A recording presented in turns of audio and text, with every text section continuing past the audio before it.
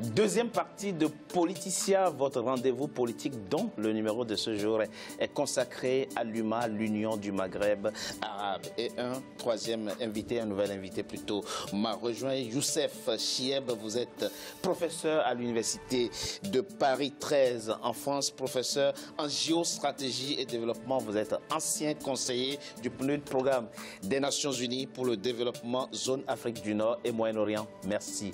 Merci à vous. Merci pour votre invitation.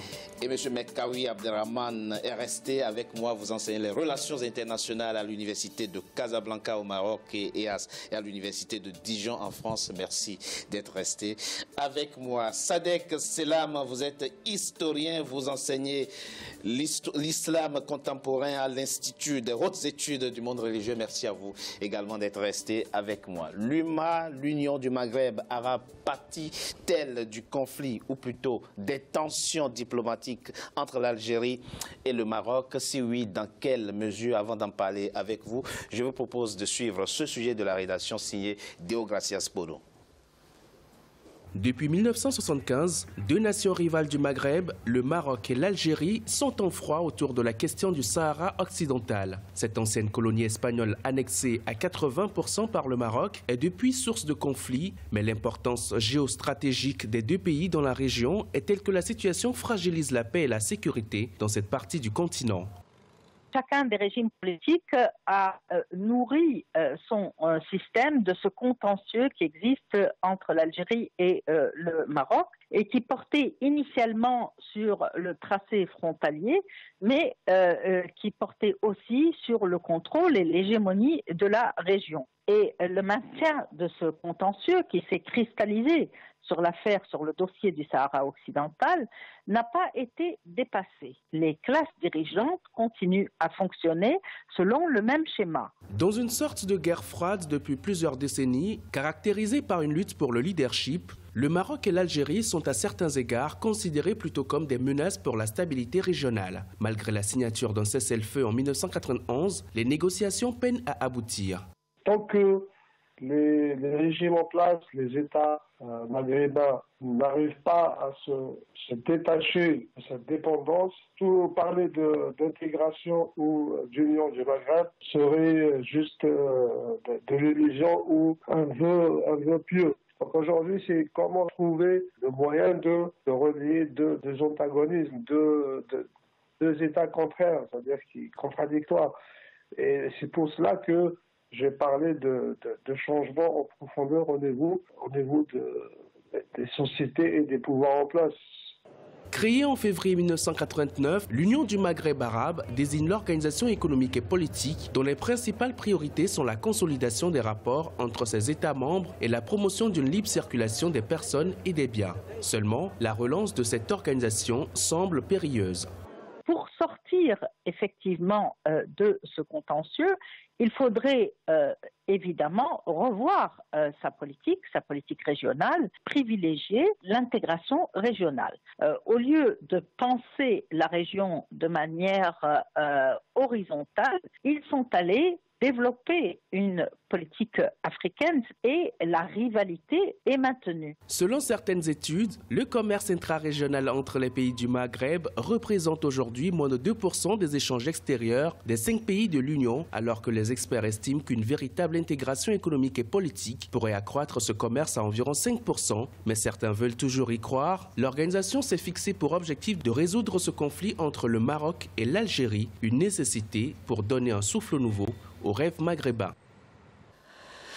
Monsieur Chieb, dans quelle mesure, dans quelle proportion la rivalité entre l'Algérie et le Maroc au sujet donc du Sahara occidental impacte-t-elle l'UMA? Je pense que aussi bien le Maroc que l'Algérie n'ont pas pu se détacher du déterminisme historique idéologique qui prévalait dans cette région du monde depuis la fin de la guerre froide. D'autre part, les deux pays, pour des raisons dont on y reviendra peut-être tout à l'heure, n'ont pas compris que la mondialisation, que la planète a été remodelée et qu'aujourd'hui, les groupes des États qui sont en processus accéléré de développement sont ceux qui ont mis de côté leur rivalité idéologique de leadership, enfin les résidus du colonialisme et qui interfèrent avec la planète qui est mondialisée et que la primauté de l'intérêt économique de la sécurité nationale. Les deux pays sont dans une situation intermédiaire. Je donne un titre d'exemple. Chaque année, l'Algérie et le Maroc perdent chacun respectivement 1,5% de son PIB, ce qui est équivalent à peu près à 5 milliards d'euros. C'est beaucoup. C'est énorme, et 100 000 emplois créés directs. Ils sont de l'autre côté dans une position géographique extrêmement intéressante puisqu'ils sont sur 5000 km de côte méditerranéenne et 3000 atlantiques. C'est au carrefour de deux continents reliés par l'histoire et l'économie, l'Europe et l'Afrique. Mais chacun a fait un choix. Le Maroc s'est tourné par défaut vers l'Union européenne avec son statut avancé. Oui. La Tunisie aussi. La Tunisie aussi, horizontalement, quelques accords stratégiques avec les pays du Golfe et plus récemment, cette fameuse coopération Sud-Sud pour sortir justement de ce manque d'horizon, puisque le Maghreb est en phase quasiment mort clinique, puisqu'il n'a pas pu aboutir à une véritable intégration. Les mots que vous utilisez sont lourds de sens. Monsieur Salem, dites-nous, il y a un paradoxe autour de cette question du Sahara occidental qui concerne les deux pays. Les spécialistes disent, au fond, l'Algérie, qui est un vaste pays avec d'énormes ressources naturelles, ressources en gaz, ressources en pétrole, n'a pas besoin du Sahara occidental. Et d'ailleurs, son PIB fait plus que du double du PIB marocain. Comment expliquer ce rapport affectif et psychologique, ce déterminisme qu'entretient votre pays, l'Algérie, par rapport au Sahara occidental et qui plombe l'appareil de l'UMA? À ma connaissance, l'Algérie n'a jamais exprimé des revendications territoriales. D'ailleurs, dans les constitutions de ces 10 dernières années, il y a une clause parmi les premiers articles qui interdit à l'armée algérienne d'intervenir à l'extérieur de ses frontières héritées de la colonisation. Bon. Oui. Mais l'Algérie, il faut se souvenir qu'elle a acquis son indépendance au nom d'un principe sacro-saint, c'est l'autodétermination et le droit des peuples à disposer d'eux-mêmes, hérité du président Wilson de 1919 et remis au goût du jour par le général de Gaulle dans la confusion et l'équivoque du verbe gaulien. Il se trouve que je travaille là-dessus maintenant, j'ai des centaines de pages sur le sujet de grands juristes, y compris sur le Sahara. Après, le Sahara, c'est devenu la pomme de discorde dans les négociations. Mais le gouvernement provisoire de la République algérienne a fait travailler une cinquantaine de grands juristes français, belges, suisses. Sur la question du Sahara occidental. Non, qu'est-ce que l'autodétermination?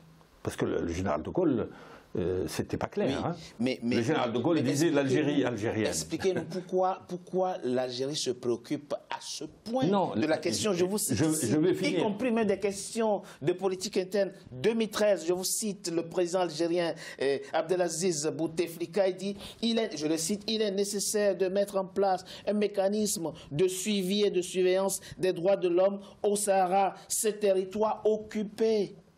Oui, ce sont ces mots. C'est la terminologie du Quai d'Orsay algérien depuis toujours. Bon, mais Bouteflika, je vous rappelle qu'il a rencontré Abdelrahman Yousfi en Malaisie juste après son arrivée au pouvoir. Yousfi, c'était son ami depuis la guerre. Donc c'était un sommet islamique et Yousfi a dit bon, il faut relancer nos relations, c'est pas ça. Ils ont tous déploré la situation vraiment bloquée. Et Yousfi a dit on va faire travailler les commissions d'experts. Bouteflika lui dit non. On a une réunion au sommet et puis les commissions d'experts suivront. Malheureusement, la mort de Hassan II a créé une énième occasion manquée, ajoutée au projet avorté de rencontre entre Boumedienne et Hassan II en 1978. Mais on nous dit que la situation au Sahara occidental s'est nettement améliorée. Non, Hassan II voulait régler. Hassan II a envoyé sa sœur pour ouvrir des réunions secrètes à Genève entre Dlimi, qui était quand même important, une délégation marocaine, et une délégation algérienne présidée par Ahmed Taleb Ibrahimi, qui était l'homme de confiance de Boumedienne. Boumedienne ne voulait pas confier ça à Bouteflika à l'époque pour des raisons X. Et Taleb a été reçu par Hassan II à Marrakech. Et seule la mort de Boumedienne, alors vous avez une occasion manquée provoquée par la mort de Boumedienne. Hassan II avait une vraie... Hassan II est moins unioniste que Mohamed El Khamis, je crois que tous nos frères marocains sont d'accord, mais sous l'effet des crises, etc., il voulait relancer. Mais vous nous dites fondamentalement que c'est l'attachement au principe d'autodétermination des peuples chez l'Algérie qui entretient cette rivalité. Non, je vais vous dire, l'Algérie, bon, moi j'ai oublié de ramener le livre écrit par Abdelwahab Ben Mansour, quand il a accompagné le roi à Ouadhibou, un sommet entre la Mauritanie, l'Algérie et le Maroc à Ouadhibou, qui était vraiment, on a cru renouer avec Tanger. Donc les relations étaient très bonnes. Bon, vient cette affaire du Sahara. Bouteflika s'est entendu avec Hassan II. Maintenant, on connaît les secrets. Au sujet de quoi ils se sont... Non, parce que Hassan II parlait de la récupération de nos territoires du Sud, etc. Bouteflika était pour la décolonisation, il a dit c'est un territoire à décoloniser comme. Mais il arrive à Alger, il trouve des archives qui ont fait croire à Boumedienne que le plaidoyer à La Haye était faisable. Et là, c'est rentré, Bouteflika ne pouvait pas se désolidariser. Et pourquoi ? Parce que l'Algérie, on lui donne un dossier très complexe dans lequel il y a une partie des Sahraouis qui veulent l'autodétermination. Or, l'Algérie n'existe que par le principe de l'autodétermination. L'Algérie ne pouvait pas se déjuger. Mais pourquoi?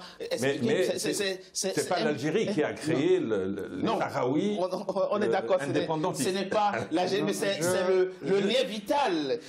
Que fait l'Algérie avec l'existence en tant que territoire autonome du Sahara qui est frappant? Monsieur Mekaoui, quel est l'enjeu principal, l'enjeu fondamental lié au Sahara occidental et qui justifierait que le projet de l'UMOA pâtisse de cette rivalité? Oui, en plus de ce qu'a dit mon ami Youssef Chihab sur les défis géopolitiques et économiques, les deux grands du Maghreb, arabes ou amazigh, affrontent aussi des défis sécuritaires pour le moment. La région de l'Afrique du Nord est déstabilisée, elle est presque menacée par plusieurs groupes terroristes. Ça c'est récent. C'est récent, mais je reviens à la question du Sahara marocain. Oui, s'il vous plaît. Vous préférez du Sahara marocain? Oui, par exemple, c'est-à-dire la continuité du conflit des Sables en 1963. Oui. Il y avait une opposition d'étudiants originaires des provinces du Sud, Araba, qui faisait partie un peu des rangs de l'Union nationale des étudiants marocains Araba, dont je faisais partie, qui étaient de gauche, comme nous tous à l'époque, revendiquaient la récupération à leur tête. Il y avait Mustafa El-Wali, son frère Béchir, Abdelaziz qui est décédé, et plusieurs guibettes qui étaient des étudiants, soit en faculté de droit, soit en faculté de médecine. Oui. Donc, le Polisario n'est pas un mouvement de libération nationale, mon frère, pour deux raisons. Oui, s'il vous plaît, très rapidement. Il ne possède pas, il ne maîtrise pas ni la décision de guerre, ni la décision de paix. Pourquoi? Parce que vous pensez qu'il reçoit des ordres de qui? Oui, parce que si vous voyez un peu la grande spécialiste de l'armée algérienne, Madame Laurence, qui est enseignante à l'université de Barcelone, il a présenté le Polisario comme une milice. Une milice, à la solde de qui? Et avec les soldes du premier soldat jusqu'au secrétaire général, à la solde du ministère de la Défense. Et c'est le... De quelle défense? De quel algérien. Et c'est le chef d'état-major qui signe l'ordre de paiement. Sadek Salem, vous confirmez? Non, moi ça me rappelle. J'ai pas terminé ça. Il y a une thèse d'une spécialiste espagnole, Madame Laurence, qui est toujours en vie, qui est enseignante à l'université de... il y en a... Non, non, il y en a des tonnes. Quel est son degré d'objectivité? L'armement du Polisario, vient de l'Algérie. Vient de la Libye et d'autres pays. Parce il y a le Venezuela, il y a l'Afrique du Sud, il y a le Zimbabwe. Il y a beaucoup de pays qui alimentent ce mouvement qui n'a aucune raison d'être. Juste un point. Très rapidement. En 1956, Guy Mollet arrive au pouvoir, au Parlement, il dit les Algériens ne demandent pas l'indépendance, c'est des Égyptiens qui combattent dans les montagnes algériennes. Tout le monde sait que c'était faux. Et c'est un argument qui ressemble toute proportion gardée. Vous faites le parallèle. L'Algérie aide le Polisario, c'est un fait, au nom de l'autodétermination. Mais s'il n'y avait pas d'aide algérienne, ils auraient été cherchés ailleurs. À partir du moment où vous avez 50 000 qui demandent l'indépendance... Il y a d'autres peuples qui se battent pour l'autodétermination et ne reçoivent quand même pas l'aide de l'Algérie, pour ainsi dire. Tout à fait. Non, il y a l'Algérie. L'Algérie était la mecque de tous les mouvements de libération. Alger. Je propose pendant très longtemps. On se retrouve dans quelques instants. Je vous propose qu'on m'appuie. Non, après l'indépendance. On se retrouve dans quelques instants pour la poursuite de ce débat. À tout de suite. C'est-à-dire tous les mouvements de libération.